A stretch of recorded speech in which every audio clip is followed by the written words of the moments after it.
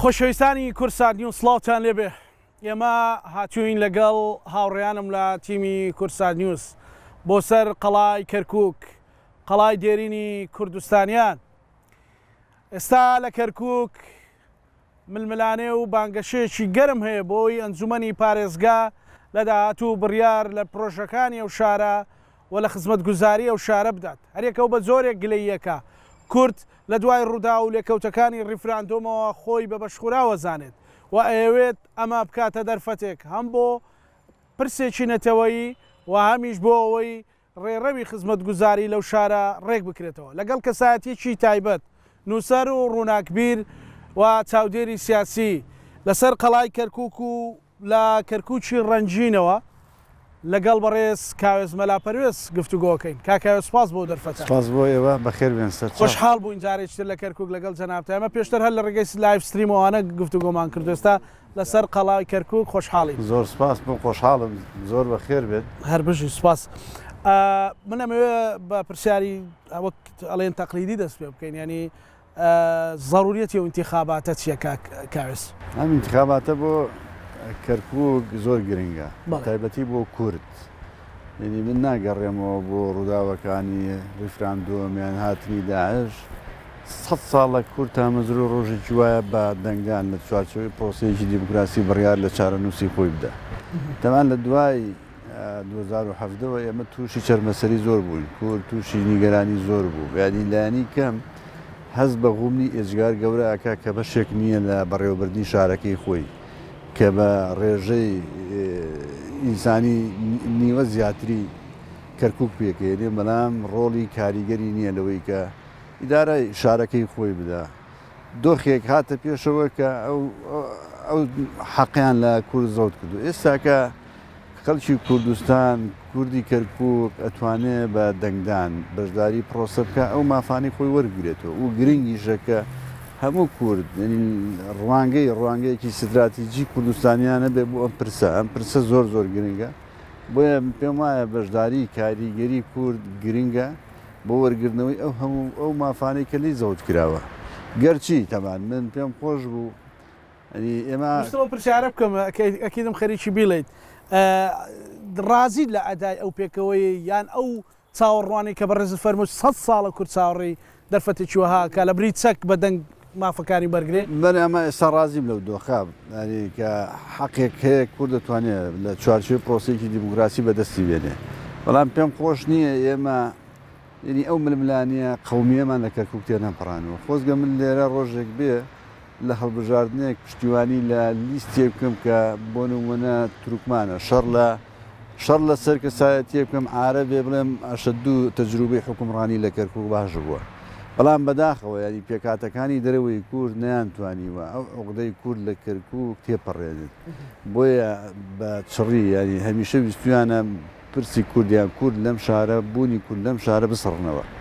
ئەمە ترسیەوەکە کە ئینسان ڕێ بە خۆی بدانی لایەنی کەم بەم هەڵبژاردانە شوناسی قەومی خۆی شوناسی کوردی بپارێزێ، شوناسی کەرکووک وەکو شارێکی کوردستانی بپارێزێ. بۆیە گرنگە بۆ هەموو کورد. من تێگەم من لە واو کێشەیە تێگەم کە خەڵکی کورد لە کەرکووک یعنی ڕێگێکی زۆر دوور و درێژی هەیە لە مەسلەی سراع لەوەی کە هەمیشە ئەوانەی حکمی کەرکووکیان کردو کوردیان چەساندووەتەوە، بێبەشیان کردووە لە زۆر لەو مافە سەرەتایانی کە هەر ئینسانێک لە هەر شارێک بێ هەی بێ. بۆیە ئێستا گرنگە بۆ کورد و بۆ هێزە سیاسەکانیش بەڕاستی هێزە سیاسەکانیشە بێت درک بەوە بکەن کە لەو چوارچێوەیە کە خەڵکێک لە ئاستی خوارەوە درکی پێیەکە. بەداخەوە ینی ئێساوەی ئێمای بینین دەرکی پێکراوە نەخێر ئێساوەی کای بینین من بۆیە هەندێک جار ینی هەڵوێستەکانم تون بۆ یان هەندێک کەسی نیگەران کردو لەوەی کە زانی پرسی کەرکووک زۆر بچوو کراوەتەوە. بە تایبەتی بەشێک لەو سیاسیانە کە زۆر کۆڵەوارن تەمان لە خوێندنەوەیان بۆ هەڵوو مەرجەکە لە هەموو ئاستەکان تێناگەن لەوەی کە کورد لە کەرکووک کێشەیەکی گەورەتری هەیە، کێشەی سرای حزبی نیە کوردی نییە. ئەمە بەشێک بوو لە خواست و خۆزگەی خەڵکی کورد لە کەرکووک کە کورد ئەبێ بە یەک لیست بەشداری کرێ. بەڵام بەداخەوە هەبوو لەو سیاسیانە کە بە هەموو توانایان درژی ئەوە وەستانەوە یەکلیستیان لە خەڵکی کەرکووک تێکدا وکابێ خەڵکی کەرکووک ئەو جۆرە خەڵکە لە سیاست مەدارە لە بەرپرسە ڕیسوا بکەن بەشێک لە مەسلەی دەنگدانی خەڵکی کەرکووکە بێ جارێکی تر دەرفەت بۆ هێزانە نەدرێ بۆ کەسایەتی سیاسیانە نەدرێ ئەسڵەن ڕووی ئەوەیان هەبێت لە ئایندەی لە دوای هەڵبژاردن ڕووی ئەویان نەبێت کە باسی کەرکووک بکەن چونکە بەداریکراوی کاکاوێست بۆی ئەمە شتێکی تاریخی ئەمە لە شوێنێکی تاریخی وەستاوین ئەم بابەتە چێ زەربەی لە مەسلەیەک کۆ معلومە ێزانی ئەوانەی کە پرسیارەتیان هەبووە لە نێو پارتی دیموکراتی کوردستان زۆر دژی یەکلیستی بوون لە کەرکووک گەرچی من بۆ خۆم زۆر هەوڵم داوەکو تاکێک وەکو کادرێکی ئەو حزبە کە کورد یەک لەبەر کورد پێویستە کورد یەکلیستیە بێ دوو لەبەر پارتی پێویستە ئێمە یەک لیستمانە بێ لەگەڵ هێزەکانی تر ئێستا ئەگەر پارتی هەوڵ بدا تێبکۆشە شەڕی کورسیە بکە لە چوارچێوەی یەکلیستی دوو کورسی زەمانە کرد ینی بۆیە بێلەوەیش ینی بەم خیتابە کە لای خەڵکی کەرکووک ناخوێنرێتەوە خیتابێکی زۆر قیزەوەنە زۆر دەمێت کە خەڵ لە کەرکووک نەفرەت لەو خیتابە سیاسیەکە ئەو خیتابی کە دژی یەک ریزی کووردە دژی ئەو خیتابەی کە پێی وایە ئەوەی بە پێی قەناعەتی ئەو نەبێ خائینە ئەمە خیتابێکی ئەجگار مەترسیدارە کە تۆ لە شارێکابی تاریخێکی دوور و درێژت هەبێت لە سرع لەگەڵ خەڵکی ترە یعنی ئێستا بۆدی عربی لێراوە بڕۆ تا مەکە هەر عربیە ئەمە پشتیوانی و قولای عربە بۆ عرب تۆ چیتێ تۆ ئەوەی هەتە نیتە حکوومەتێکی کۆڵەوار تێ کە ناتوانێت موچەدا بەشکە قولای کوردی کەرکووک چێە سلێمانی و هەولێرە کە خۆیان پەرێشان دۆخی ئەجگار خراپیانە ناکرێت بێ لەم قۆناغە هەستیارە ئێمە پێمان وای بێ ئەو کوردانی کە لە چوارچەوەی قەناعەتی ئێمە بیر ناکەنەوە ئەمانە خائینن ئەمانە ئەوەن ئەمانە خراپن ئەمانە ئەوەن یعنی ئێستا هەر ئەو سیاسیە کۆڵەوارانە هەر بێن هەر ڕێژەی دەنگدەری ئەو هێزە سیاسیانە کە ئەمان پێیان وایە خائینن زۆر سێقاتی ڕێژەی ئەو دەنگدەرەیە کە ئەو بانگەشەی بۆکە وی هەر بە منطقی حزبیش ینی تۆ بێ کە بێ دیراسی ئەوە بکەی بۆ حزبی سیاسی کە عاقلانە لۆژیکانە مناقەشە بکە بیر بکاتەوە ئەوە بۆ ئەو گرنگە چۆن بە خیتابێک کە شەقام لە کەرکووک ئیسیجابی لەگەڵ هەبێ کارەکات نەک ئەوەی تۆ ینی زانی خیتابە پشتی بەچی بەستووە لەکوێ ئەچێتەوە سەر ئەو چوارڕیانە یان ئەو دووڕیانەی کە خزمەت بە کوردایەتی نەخێر ئەو خیتابە خزمەت نەکرد دژی کوردایەتی ئەو خیتابە زانی منوە کەرکووکێک وەکو دوژمنداریەکی خەڵکی کەرکووک و قەزەی کورد وەریەگرم لە کەرکووک من ئەزانم کورد لە کەرکووک پێویستی بەو خیتابەیە یعنی من بۆ خۆم دایان جاری شوتووە من سوپاسی کۆمەڵەکەم یەکگرتووەکەم حزبی شوعیەکەم یەکێتیەکەم کە مامونەتەوە لە کەرکووک من پێم وایە ئەمانە ئەو هێزانە بوون کە عاقلانە هەڵسوکەوتیان کرد توانیان لە نێو خەڵکی خۆیان لە نێو ئێش و ئازاری خەڵکی خۆیان بمێنەوە بەمانەوەیان کورد بتوانێت بمێنێتەوە مقاومە بکە یعنی زانی ئێمە بە درێژایی تاریخ بەعس چیە کرد بەعس هەموو هەوڵی بەعس بە ئیمکانێتی دەوڵەت بە ئیمکانێتێکی ئێزگار گەورە بۆی ڕێژەی کورد لە کەرکووک کەم کە باشە ئێستا هێزی سیاسی ینی لە دوای ڕووداوەکانی 2017 هێزی سیاسی بەو ڕوانگەیە کە ئەیویست کەرکووک خاڵی کا لە کورد بۆی خەبەرێکی دەستکەوێت بۆی شەرعێت بە ڕوانگەی خۆی بدا بڵێ بەڵێ من لەوێ وتومە کەرکووک داگیر کراوە بۆ جۆرەیەوە کورد لەوێ ئیدارە ناکە و ناتوانێت بمێنێتەوە مانەوەی کورد لە کەرکووک ئەوای ئێمە هەموو هەوڵمان تێکۆشانمان کارە حزبەکانمان بۆ ئەوە وایە کە وا لە خەڵکی کەرکووکین بمێنێتەوە ئێستا کابینین هەندێک لەوانە شپرزەیان پێوە دیارە بۆچی شپرزیان پێوە دیارە نەتیجەی شکستی ئەو ڕوانگەیە زانی ئەوە ئێمە بینیمان لە هەرێمی کوردستانی بە چ دۆخێک بردووە ئەو ڕوانگەیە پەرلەمانی کوردستانی بە چ دۆخێک بود ئەو ڕوانگەیە ینی کارەساتی زۆر گەوری لە هەرێمی کوردستان ناوەتەوە بە تایبەتی لە مەسلەی یەکڕیزی ینی ئەو ڕوانگەیە ئەو حدودەی دێگەڵی تۆختر کردەوە ئەو وایە کە کاڵی کات ئێستا ئەو ڕوانگەیەوێ کەرکووکی شوێرانکە ئەو ڕوانگەیەوێ کورد لە کەرکووک بدۆڕێ ئەو ڕوانگەی پێی خۆشە هێزێک هێزێکی سیاسی لە کەرکووک بدۆڕێ کە ئەو پێی وایە دڵی بەوە خۆشە بە کورد دەدۆڕێ یعنی ئێمە ئەبێ هەموو ئەوانەی خۆمانە دەگەر حزبی سۆسیالیستیش دەنگکەم بێنێ مەسەلەن یان ئیسلامیەکانیش بێن تۆ هەر کووردە لە کورد کەمە بێت هەر لە کورد کەمە بێتەوە زانی زای ئێمە بێت جای بکەینەوە کە ئەوە لای خەڵک لە کەرکووک زۆر ڕوونە ئێمە لە هەڵبژاردنین بەرامبەر دوو پێکاتەی تر کە بەداخەوە ینی تا ئێستا کورد وەکو خۆی نابینن پێیان خۆشە کورد بسڕنەوە پێکاتی عەرەبی و پێکاتی تورکمانی و عقلێتێکی شۆفێنی کە بەوەرەسە لە بەعس و لەوانی پێشی بەعسیش بۆ ئەمان ماوەتەوە ئیش لەسەر ئەو ئەجندەیە کرد ئێمە ئەم هەڵبژاردنەکەی بەدەست پێچێک بۆ ئەوەی لەو سرعە کورد ڕووسور لی دەرچێ بتوانێت زۆرینەی کورسیەکان بەدەست بێنێ لە هەر ئەوەش بە پرسیارە بکەم ڕێگە زۆر لە خەڵکی کوردستان جەنابەت معروفی بە هەموو خەڵکی کوردستان هەر ئەوەش وای لە جەنابەت کرد کە ڕخنە لە خیتابی پارتی دموکراتی کوردستان بگریان لە بەشێکیەوە خیتابی پارتی من بڵێ ئەوە زانی لەوەی کە ئەو برادرانە زۆر دژی یەکلیسی بوون من هەڵوێستم وەرگرت من دژی ئەوەم کە کورد لە کەرکووک زیان زانیتشت کە لەوە لە بەرژەوەندی پارتی بڵێ ئەوە لە بەرژەوەندی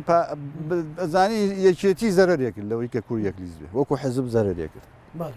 بەڵام من ئەوەندەی کە هەوڵم دا و لەگەڵ ئەو هەواڵانە یەکێتی قسەم کرد حاضر بوون بۆەوەی وەرەقی سپی ئیمزاکەم ئەگەر پارتی و هێزەکانی تر یەکلیز بن بەڵام ئەوانە بە هەموو جۆرێ مەسلەی یەکلیسی خیتابی کوردیان لە کەرکووک ڕەت کردوێتەوە کاک هەرەوەیش نایەنی زانی ئێمە ئێستا ئەوانی کە بانگەشەی بۆکەن داخێکی و ئەسەرێکی زۆر ئەچەژین بۆەوەی بۆچی لە سەردەمی ئەوەی کە کورد زۆرینی ئەنجومنی پارێزگا بوو پارتی زۆرینەی ئەو ئەنجومنی کورسەکانی هەبوو بۆ لەو کاتەدا ناهاتن پارێزگارێکی کورد بۆ کەرکووکدانە خۆ ئەم ئینتیخاباتە بۆ ئێستا بەڵە بزدە ئێستا ڕخناگرن ئێستا سوزانم بە جۆرە لە جۆرەکان بە شێوەیەکی شەرمنانە بە هەندێک جار بە خۆیان هاچنەوە خۆ ئەو کاتە ئێمە هاوارمان نەکرد کاکی جانە زانی ئەمە پرسێکە لە پارتی گەورەترە لە یەکێتی گەورەترە لە حزبەکانی تر گەورەتر ئەمە پرسێکە پەیوەندی بە هەموو کوردەوەیە بە شکوی کردوێت تۆ مادام چانسی ئەوە هەیە کە بتوانی لە کۆبنەوەیکی ئەنجومنی پارێزگارێکی کوردابنی دەلی گەڕێ بۆ کوردی کەرکووک ئەمە گرنگە کە ئێستا هەمومان شەڕەوەکەین لە دوای ئەم هەڵبژاردنە کورد بتوانێت زۆرینەی کورسەکان باتەوە بۆیە پارێزگارێک دانێت ئەو خیتابەت چەند گرنگە کە بەڕێز بانگەشەی بۆکەی ئەم بابەتە لەسەر و یەکێتیەوە بێ لەسەر و پارتیەوە بێ لەسەر و فکری حزبیەوە بێ بەڵکو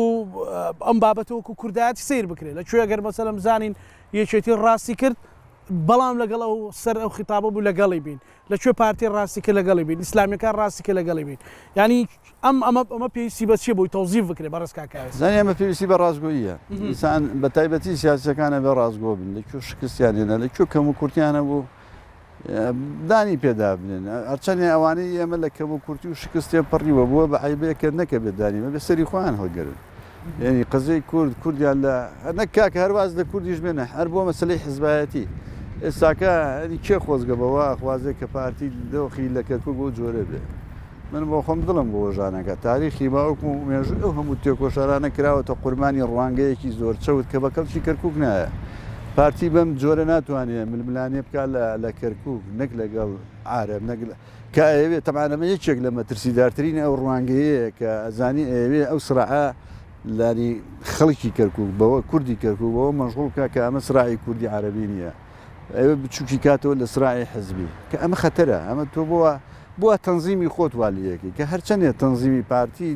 تەنزیمی یەکێتی شوعی هینە هەموو حزبەکان تەنزیمیکی زۆر و شارە لە کەرکووکتی ئەگەن بشتمەوە بڵێم کەرکووچەکان ئەوانی کە پارتین بەڕێزت کە تاریخێکت لاوە حزبەوە ڕازین بێنی لەو دۆخە لەو نەخێرزانی من تعبیر لەو ڕوانگەیە یەکەم کە تەنزیمی پارتی ئێستاکە ئەزانم چۆن بیرەکەنەوە لە ئاسی خوارەوە نیگەرانیەکان بە جۆرێکە کە شپرزەیی بەرپرسەکان ئێستا دەریێخاکە نیگەرانی تەنزیمی پارتی لە چ دۆخێکە تەنزیمی پارتی و تەنزیمی چێتی و تەنزیمی حزبە کوردیەکانی تر تەنزیمیکی زۆر کورتپەروەر و دڵسۆزن بەداخەوە لە ئاسی مەسئولێتە کە ناتوانن بێن لە ئاسی تەنزیم و لە ئاسی خواستی کورد لە کەرکووک بن بۆیە من ئیشارەتم بۆ ڕوانگەیەدا کە لە شوێنەکانی تر دنیای وێران کرد و دەوێت لە کەرکووکی شەمە بکە ئەمە مەترسیدارە زانی ئەبێ ئەو ڕوانگەیە لە ئەو خەتە لە ناو پارتی دموکراتی کوردستان لە هەرێمی کوردستانی هەموو پارتی لەگەڵ بێت نەخێر نازانی ئەوە لەوانەیە کەس باسی نەکرد بێ بەڵام هێندەی خەڵکی پارتی ناڕەحەتە بۆ ڕوانگەیە هێندەی خەڵکی پارتی باجی ئەو ڕوانگەی داوە خەڵکی دەرەوەی پارتی باجیەوەی نەداوە نەخەزای بڵێ زانی تۆ ئەوانەی کە لە ناو پارتی نیگەرانن یانی زانی بە تایبەتی مەسلەی حکوومەت یانی زانی ئێمە حکوومەتمان وا سیر کردووە کە ئەمە دێوەخان و کۆخایەتیە بەسەر خەڵکە کە ئەم جۆرە ڕوانینە بە تایبەتی بۆ کەسایەتێکە لە حکوومەت بێ ئەبێ ملکی هەموو ئەوانەی تر بێ نەک زۆر بەرتەسکان و بچووکانە بیرکاتەوە لە زاویەکی زۆر تەسکە ئەبێ خەڵک غوڵامی بێ بۆیە ینی ئەم ڕوانگەیە ساکە گەیشتووە بێرایە لێرە شمەترسیدارە هەموو شتێک ڕەتەکاتەوە ینی حیواری نییە گفتوگوی نییە هەموو شتێک ڕەتەکاتەوە باشە ئێمە لە کەرکووک پێویستیمان بۆیە هێزەکانی ڕەتکەینەوە یان لەگەڵیان یان پێکەوە یا پێکەوە مواجهەی تعریب بکەین ئێستا باسی تعریب بکرێت لە کەرکووک باشە ئەمانە کە باسی تعریب بکرێ چێ تعریبەکە لە چۆ تعریبەکرێ من کاتی خۆی بەڵێ من کاتی خۆی قسەم لەسەر تعریبی سەرگەڕان و ئەوانە کرد خۆم وەکو ڕۆژنامەنووسە زۆر بە دووادا چونم بۆ کرد بڵێ ئەزانی ئەوانەی کە دێن جوتیار لەوێ ئەزێتەدەن لە کۆ دانیشتون لەژێر سێبەری ئەو برادرانی کە لە هەولێرەوە قسەی زلەکەن بنجۆم لە لێدوانێکی مەسئول لقی پارتی لە خانەقی شێخ جافەر گرت ئەڵێ نەک لە سەرگەڕان ئەو باسی قەرەتەپە و جەلەلا و ئەو منتیقانەکە کە حدودیش نین لەگەڵ هەولێر ئەڵێ ئەو عارەبانەی کە لەوێەوە دێن تعدا لە کوور دەکەن و شەوی شەگەڕێنەوە بۆوێ تۆ کە دی قسە لەسەر دروشمی ئەوە بەرزەکەیتەوە کە ئێمە دژی تعریبین خۆ لە لیستەکەی خۆیان کاندیدێکی عربی تعریبیانتیایە یعنی بەڵێ بڵێ ئێستاکە ئەوەی کە بانگەشەی بۆکەن یعنی کاندید تۆ چۆن دەی بە کەرکووچێ گەڵی من دژی تعریبم کاندید لە لیستەکە تەبێ عربی تعریب ڕەنگە لەو کەرکووکە لە سەردەمی بەعسا مەسەلەن خەڵک هەبوو بێ بەس لەسەر کوردایەتی بەس کورد بوو بێ هیچ هێزێکی سیاسی نەبوو بێ حتا مەسەلەن لە هەیەی خاسی کەرکووک مەسەلەن جانی سپار بێ شەهید بوو بێ سەدان کەس هەزاران کەس وانە ئێستا تۆ بەسەلەن یەکێتی یان پارتیانە رێزێک کاندیدێک کەسێک بنە کاندیدێکی تعریب چیت بێنێ ئەوە جۆرێکە لە نیفاق لەگەڵ ئەو دروشمانەی کە بەرزیەکەیتەوە یعنی زین تۆ کاتی خۆشی ئەوە چەند ساڵە هاواریانە کرد کەرکووکدا گیر کراوە باشە ئێستا بێت زەحمەت من وەک کەرکووچێک لێتە پرسمەوە تۆ لە کەرکووکی بارەگات وەرگردووەتەوە هاتوویتە تۆ کەرکووک چی لێ هات وازیان لەو دروشمە هێنا کە ئەو کاتە زۆر هەوڵماندا زۆر قسەمان لەسەرەوە کرد ئەم دروشمانە بە کەڵکی ئەو دۆخەنایەن ئەم بە کەڵکی خەباتی سیاسی نایە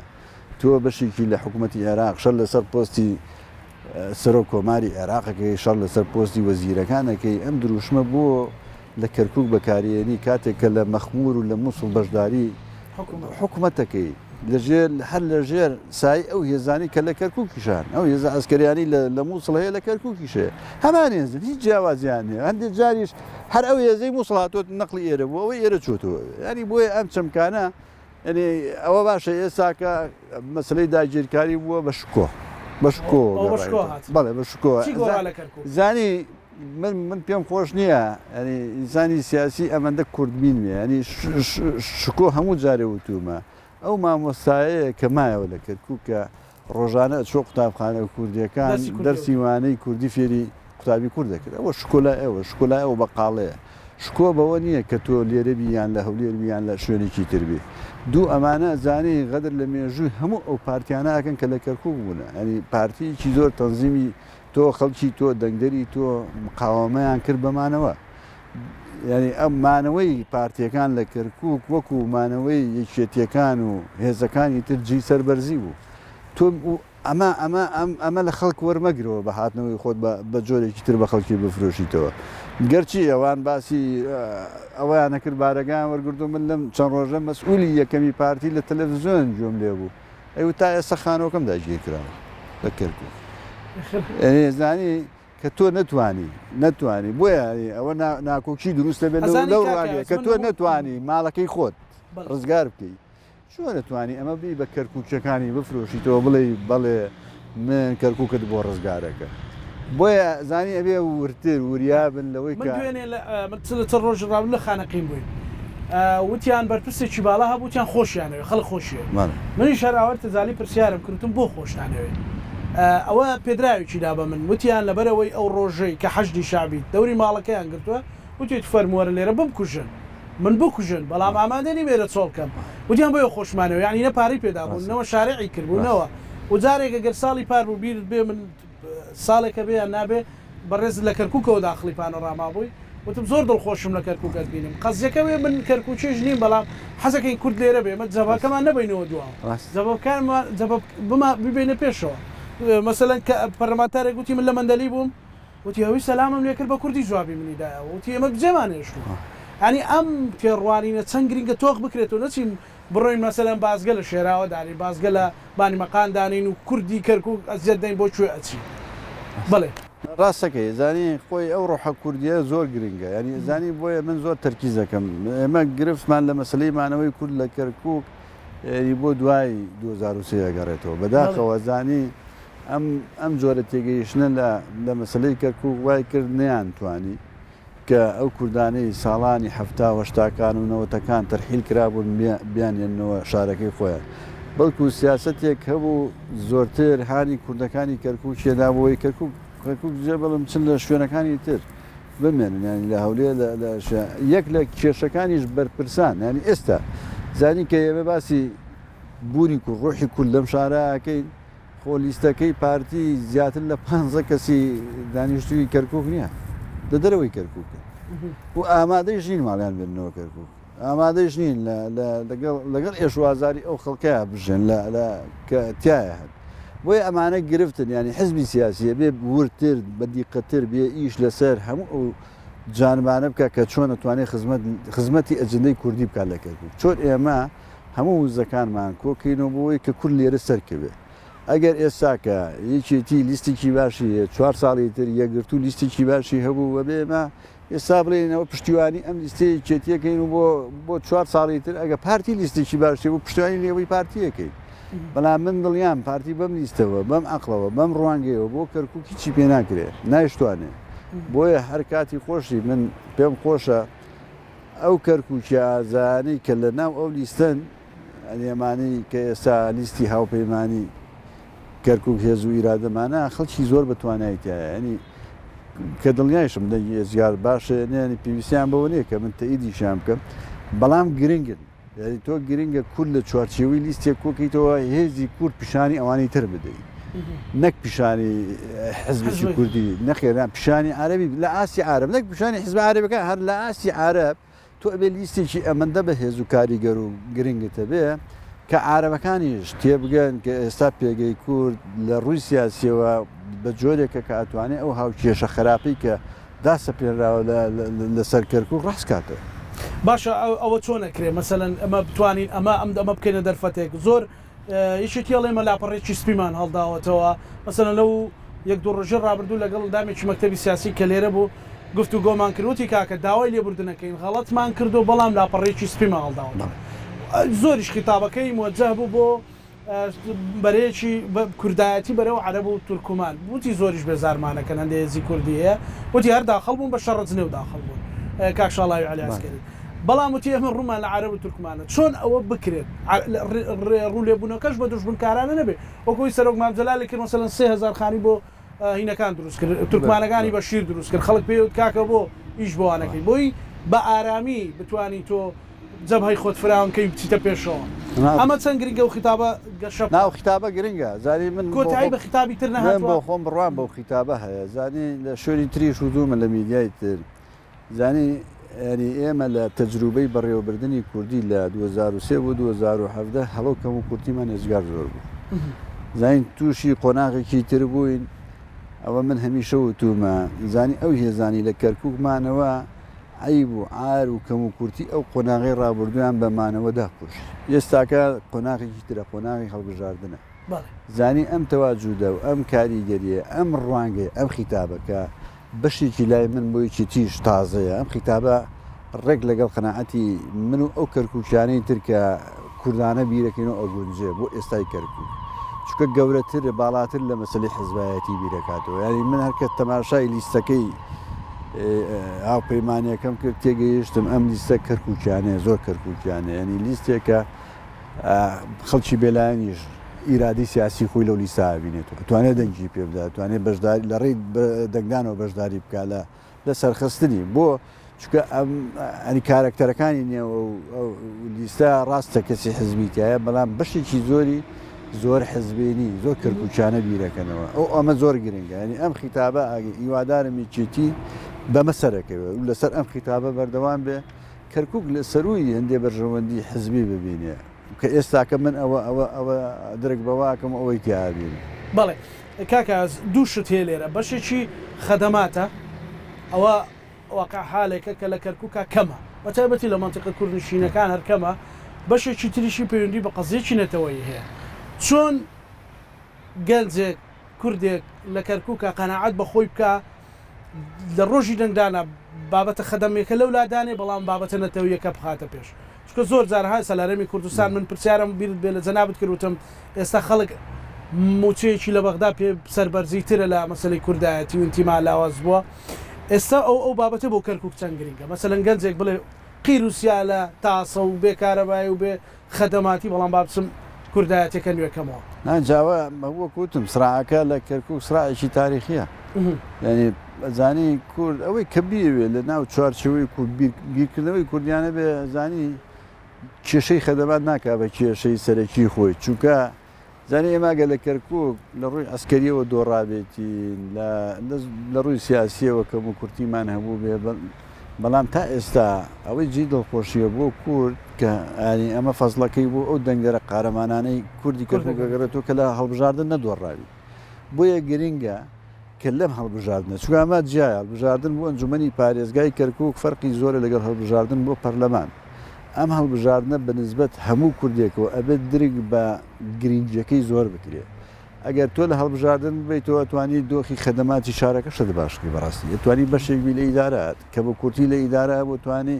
لە ڕێ ئەو ئۆرگانەی کە هەیە بۆ ئەنجومەنی پارێزگایە هەر ئەو شوێنانەی تر تۆ یەخی ئەو خەڵکانە بگری کە دەنگت پێدا چەند ئیستفتایەکی نەتەوەیەکە بەڵێ ئەمە ئای زۆر گرنگە ینی هەر ڕێژەی دەنگدەری کورد لە کەرکووک زۆر گرنگە ئەگەر بە ڕێژەی زۆر فراوان بەشداری بکەین لایەنی کەم کورد دەبێت زۆرینەی زیاد زۆری نەبێنێ وەکو دەنگ ئەگە بۆ کورسیش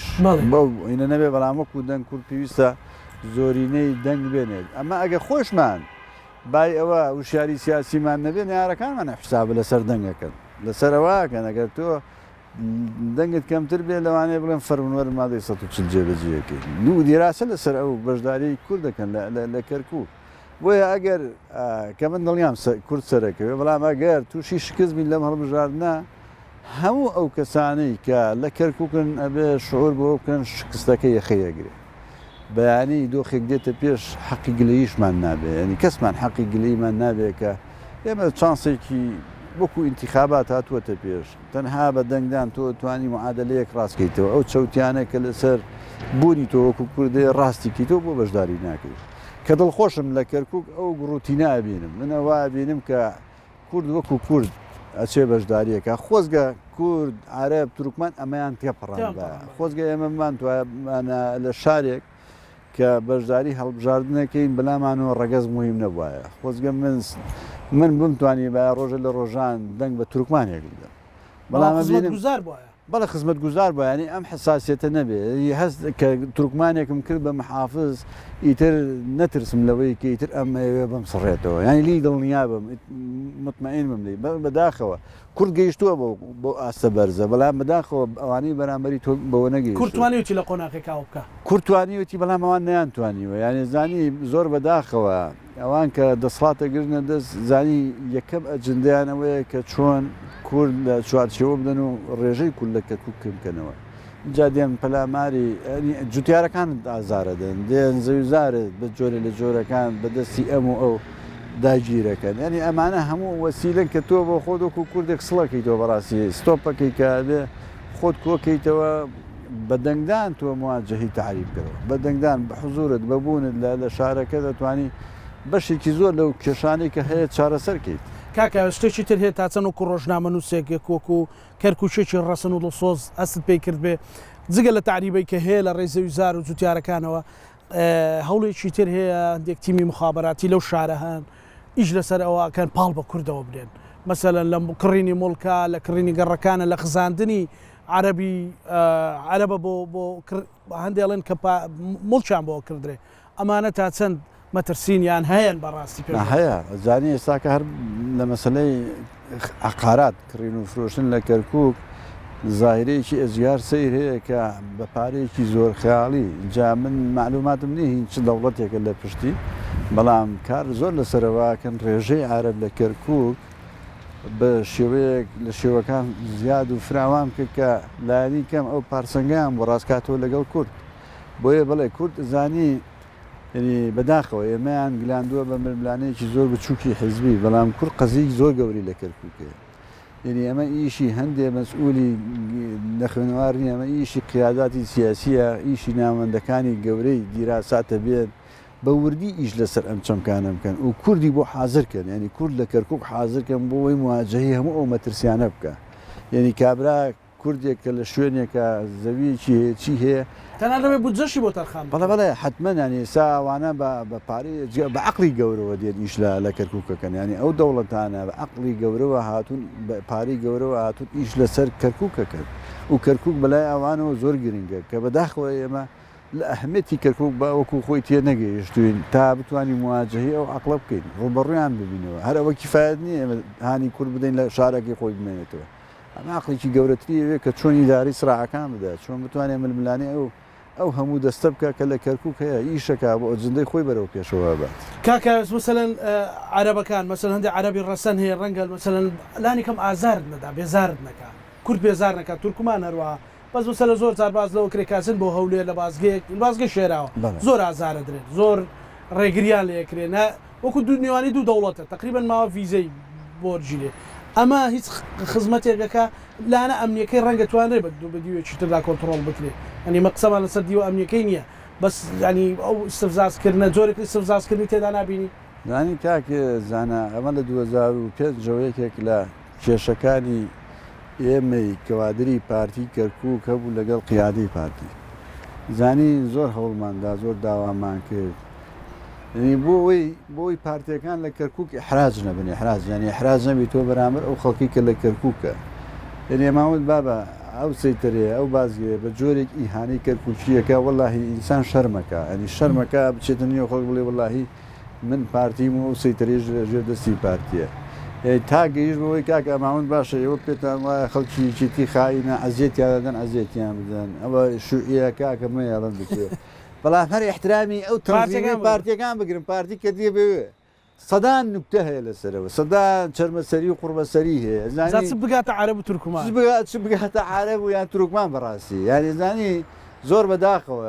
زانی ئەو عەرزی عەزەڵاتە تۆ لێوێ نیشانی ئەو خەڵکە قوربەسەریەتی کە خۆی لە نێو کوردایەتێکی زۆر تونە سەنگەری کوردایەتەکەی لێرا بۆ تۆ قایم کرد و تۆ بۆ لەوێ بۆ جۆرە ڕایەگریت و پرسیاری لەیەکی ئەگەر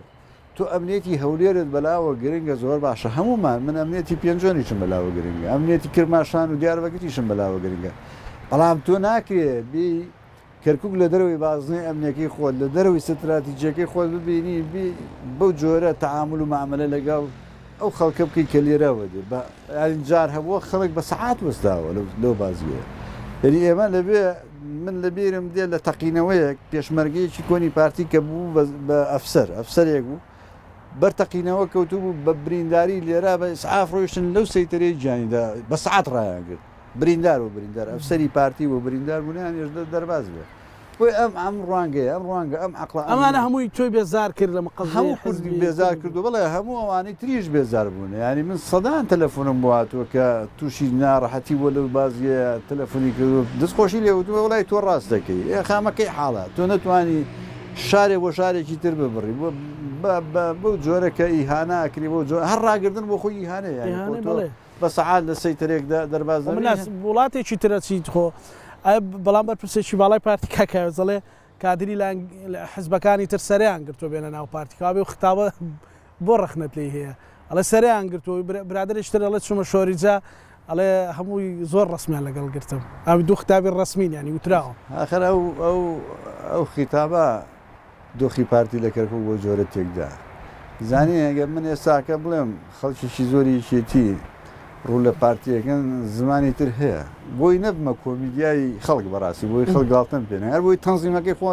خۆم پێم پێ نەکەن و گاڵتم پێ نەگە زمانی تر هەیە بۆی کە تعبیر لەوە بکەم ئەوزانمە موشی لە کاردانەوەی پۆستەکانی توی فەیسبوک وەڵی تۆزێ نیگەرانن تۆزێ نیگەرانن بەڵام باشە جوڵیان تێکەوتووە هەندێک جوڵیان تێکەوتووە کە ئێستش تەمان ئێستش ئەو بەرپرسانە من تەحەدایانەکەم ڕویان نییە هێندە شەرمەزانن ڕویان نییە بچنە نێو تەنزیمی پارتی ڕویان نییە تەحەدایانەکەم بچنە نێو بازاڕێکی شۆری جە و ڕەحیماوە و شوێنەکانی تر ناوێرن جورەتی کادری تر سەری بۆ گرتون ئەبێ وا بڵێ ئەخرە بێ وا بڵێ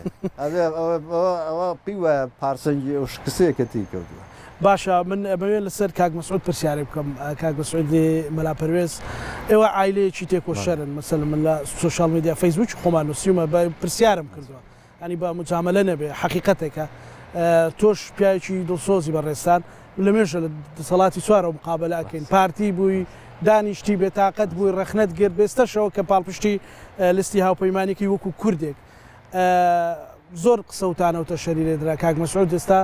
پەیوەندی بە مەسلەی مادیەوە هەبوو یان مەسلەی ئەو قەنەعەتانەوە بوو کە کاکاوێز بەشێک ئەزای چۆنە ئەوان ئەز سەریکەم من بۆیە داغ بۆ هەندێک شتە خۆم یعنی پارە لای کێ لە کوردستان تاوان لای پارتیم کرد بەڕاستی بەڕاستی نەوت لای کێ بۆڕی نەوت لای کێ یعنی هێزانی خەڵکە بۆ خۆی هەندێک جار ئەکەوێتە ژێرکە تەعمیم تەمان کە تەعمیمێکی وە دێت جنێ و بکەن فلان بڵێن و هەندێک درۆدی ئایا بڵاوکەن و دژی فلان کەس وواوە زانی لەوانەیە ئێستا کاک مەسعود کە ئەو بڕیارەی دابێت لە ڕووی مادیەوە زۆر کاک مەسعودی برا کاک مەسعودی برام زۆر زەرەری کردبێت زۆر زیانی لە هەندێک شتی خۆی دابێت بەڵام باوەڕی بەوە هەبوو بزانی ئێوە بۆ خۆمان وەکو هەر کوردێکی تری کەرکووکی بڕوامان بە قەزەیەکێ بەڕاستی کە کەرکووکە من دەیان جار لە بەرنمەکەی جناب و لە سەدان بەرنامەی تر وتومە کەرکووک بۆ من لە سەر و حزبایەتی و حازرم پارتی بکەم بە قوربانی کەرکووک کاک مەسعودی شوای کردووە نە ئیمتیازی تیا بووە نە پارەی تیا بووە نە هیچی تیا بووە و تێگەیشت ئەو ڕوانگەیە زەرەر لە کەرکووکەدا ئێستا کە ئەمەی کە هەڵی بژاردووە لایەنی کەم شانازی ئەوەی پێ بڕێکە لەگەڵ هێزێکی سیاسی کارەکە کە شانازی ئەوەی هەیە لە کەرکووک ماوەتە کە بەرپرسەکانی ڕوویانەیە لە نێو چایخانەکان لە نێو بازار و کوچە و کۆڵانەکانی کەرکووک بگەڕێن بەڵام بەرپرسەکەی کاک مەسعود لە ڕابردوو بە ئێستایشەوە ڕووی نییە کە بچێتە نێو کوچە و کۆڵانەکان و کورد بدوێنێ ینی ئێوە لە سەر ڕێبازی کوردایەتی خۆتان بەردەوامن زانی کاچێتی چۆتە سەر ئەو خەتەوە شتێکی ئەوەی کاک مەسعود ڕاستە حزبی گۆڕیوە بەس بیر و باوەڕی نەگۆڕیوە کاک مەسعود هەر لەسەر هەمان ئەو بیر و باوەڕی کوردایەتیە کە پێشان هەبووە بەڵام ئێستا کە پێیوە وە حزبەکەی لەوە لای داوە بۆیە ئەو حزب گۆڕین پێم وایە شتێکی زۆر ئاسایی بێ بەڵام بۆ مەسلەی کوردایەتی تۆ بیر و باوەڕی کوردایەتیت مەگۆڕە کاک مەسعود بیر و باوەڕی کوردایەتی پێم وایە لە نێو هێزێکی تر پتەوتر و تۆکمەترە بێت زۆر باشە من بەبستم بۆ بەڕاستی گەر وەکو ڕووکردنەوەش بێ بۆ خۆتانیانی چکە هەستەکەم لەشکرێک لە فەیسبوکیان خستە گیانتانەوە کەرکووکی هەڵێن ئەمە ئێستا ئەوە شەیەکە کە لە خەمەکان بە ڕێزت ڕۆژنامە نووسێکی وردی مەسەلەن لەشکرێک لە فەیسبوکچی هەیەکە زنێوەدا ئەوێ مەسەلەن خیتابی کوردەکەش گەنجەکەش نەباتە سەر ئەوەی بڵێ عەرەبەکەوا بوو تورکمانەکەوا بوو یان تعریبەکەوا بوو ئیباتۆ سەر کوردایەتی شەڕە کوردایەتێکە بەداخەوە زانین کە زانی بەشێکی زۆری ئەوانەی کە فەیسبوکوانن ئاسی وشیاریان بای ئەوە نییە کە خۆیان هەڵسەڵێشە هین بدرێت نەتەحمیمە ئاراساکرێن بەڵام ئینسان ینی ئینسان ئەگەر چوە ناو پرۆسی حزبایەتیەوە بێ بایەوە تێگەیشتنیە بێ کە ڕەش و سپیلەیەک جیا بکاتەوە یعنی ئێساوە ئەوە نوکتەیە کە تۆ بە من بڵێ یەکێتی مەسعود مەلا پەروێزی بە پارێکە ڕێوە چۆ پارە بەڕاستی لای پارتیە یعنی ئەگەر یەکێک چاوی لە ئیمتیاز و پارێ و ماڵی دنیا هەبێ ئەوە خۆ پارتی تەجروبەی هەیە لەوە لە کڕین تەجروبە هەیە بەڕاستی ینی بۆیە خەڵک ڕوو ناکە لە یەکێتی لە هێزەکانی تر بۆی کە لە ڕووی مادیەوە ئیسفادە بکە بەرنامەی کاکاوێت چێل بۆ داهاتوو بۆ کەرکووک ئەوێت ئەو حەماسەتە کوردایەتی لە چیا تەوزیف بکە وەڵام من بەردەوامە بملانی کەم بە ڕوانگەکانم لە شوێ بزانم ئەو ڕوانگەیمە خزمەت بە کەرکووکەکە حازرم و پێم وایە ینی من بە دوای بەرپرسیارەتیەوە ئەوکو ڕۆژنامە نووسێک ئەمێنمەوە لە کوێ پێویستکە کەرکووک لە کوێ منی پێویست بێ من لەوێ بۆ ئەو کامێرە دوا پەیامت بۆ کەرکووچەکان بۆ هەموو ئەوانەی دڵسۆزن لە پێناو کووردا کوردستانە خوێنیان ڕژ کە ئاواتمان بە سنووری حەمرینەوە بینی پەیامی کاکایۆز بۆ ئینتیخاباتە چی؟ وەڵام من بە هیوامە ئینتیخاباتە بێ بە هەڵسانەوەیکی ئێجگار گەورەی ڕۆحی کوردایەتی لە کەرکووک تەسەوەری ئەوەش لە کوور دەکەم لە کەرکووک وەکو بڵێ من نیعمەتێکی خوایە هاتووە کە تۆ فرسەتت بوونی خۆشناسی خۆت لە کەرکووک بپارێزی و ببیتەوە بە خاوەنە ڕەسەنەکەی کەرکووکە ئەو مافانە لە ڕووی ئیداریەوە داگیر کراوە بۆیە پشت ئەستورم بۆ توانە وزە کوردی کە لە کەرکووکە پشت ئەستورم کە ئەم هەڵبژاردنەکەن بە هەڵبژاردننی سەرکەوتنێکی گەورە کە لە مێژووە بنووسرێتە. زۆر زۆر سپاس بۆ بەڕێزکاز مەلا پەروێز نووسەر ناگوێ ڕۆژنامە نووس زۆر سپاس خۆشحاڵیش بوون لە کەرکووکە بە ئازادی و شەڵا بە لە حەمرینی شا بەرنامەکەی لەسەر کوردایەتی سپاس بۆ بەڕێستان خۆشەویستانی کورسات نیوز لەسەر قەڵای کەرکووک ئەم بەرنامە تایبەتەمان کۆتایی پێهێنین تا بەرنامەکانی تر بەخواتان ئەسپێرین خواتان لەگەڵ